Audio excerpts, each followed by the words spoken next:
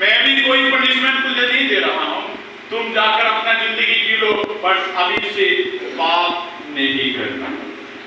एक व्यक्ति प्रभु यीशु मसीह को स्वीकार करने से, एक व्यक्ति यीशु मसीह को अपनाने के बाद यही एक शर्त परमेश्वर रखता है कि पाप नहीं करना।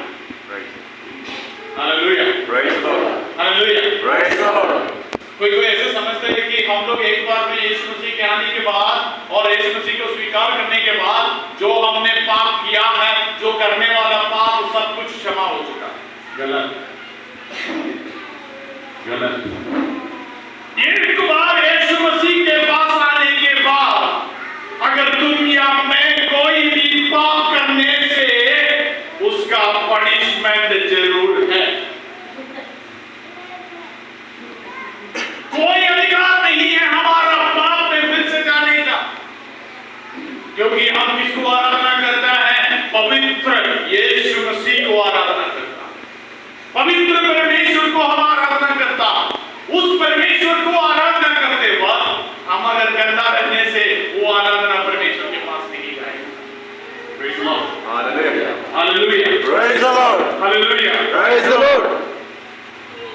कोई मेहमान हमारे घर में आने से सबसे बेस्ट खाना देते हैं क्या खराब खाना देते हैं?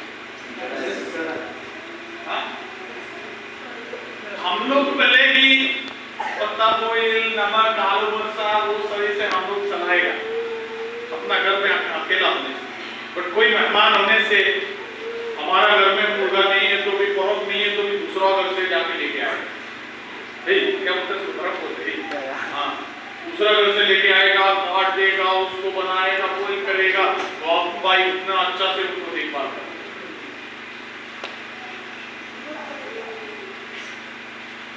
हम अपने स्टैंडर्ड को छोड़कर उनको जो है उनके जरूरतों को हम देखता।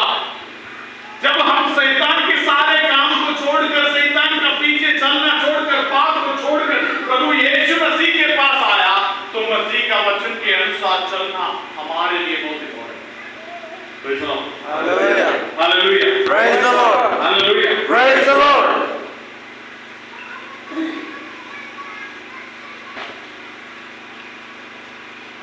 बॉलिंग से आते वक्त जैसे